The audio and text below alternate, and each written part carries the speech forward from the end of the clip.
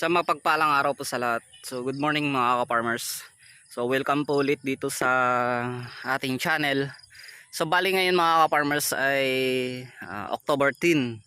So bali pang 7th harvest na po ngayon mga ka-farmers dito sa aking ampalaya na Galaxy Max F1 na bali 250 kapuno itong lahat.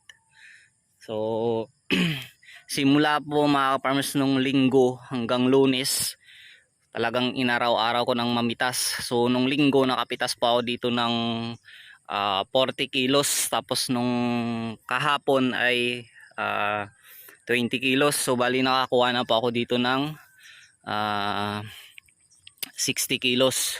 So yun, bali ito total lang yun po yun mamaya mga farmers dahil pasok po yun sa 7th harvest.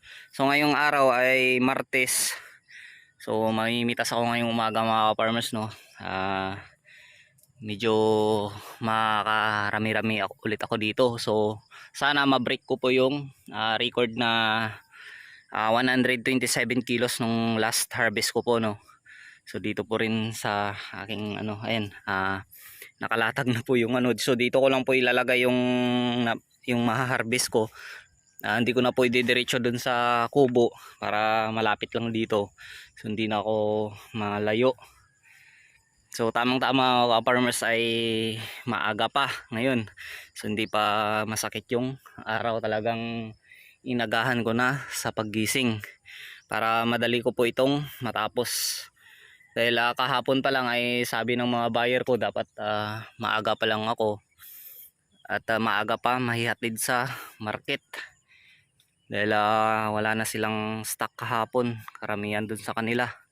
So bali update ko lang po kayo mamaya mga ka-farmers kung mga ilang kilo po ulit yung mapipitas ko dito sa pang 7th harvest. So ito na po mga ka-farmers ang harvest ko ngayon. Tapos lang talaga. So medyo maaga pa. So dati kasi ganitong oras pa lang ako nag-uumpisa mamitas. Pero talagang inagahan ko na, no.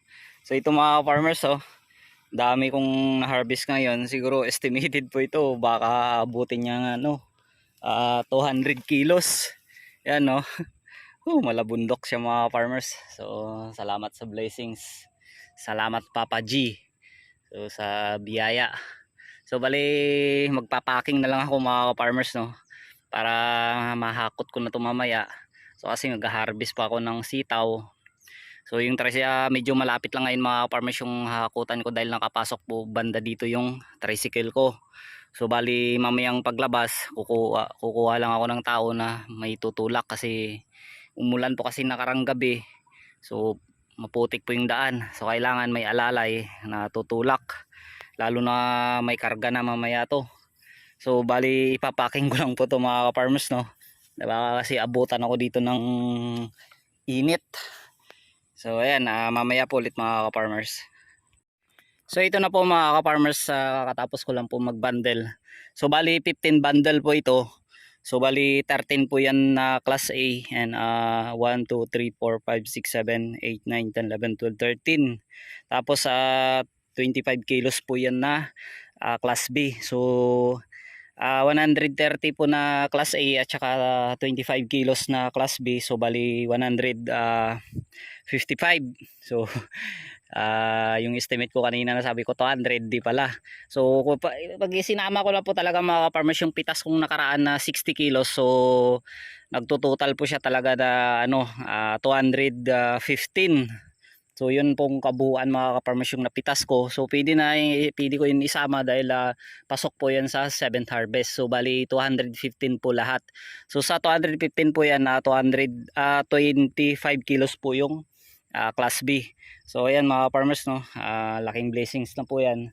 So ganun pa rin po yung ginawa ko pa mga ka-farmers. So hindi po rin kasakaran yung pagpitas ko dito kasi next Friday pipitas po ulit ako.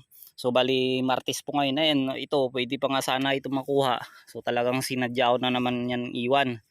Dahil ilan lang po kasi yung umorder sa akin. So baka mag-over na naman at mahirapan na naman po ako maghanap po ng kukuha.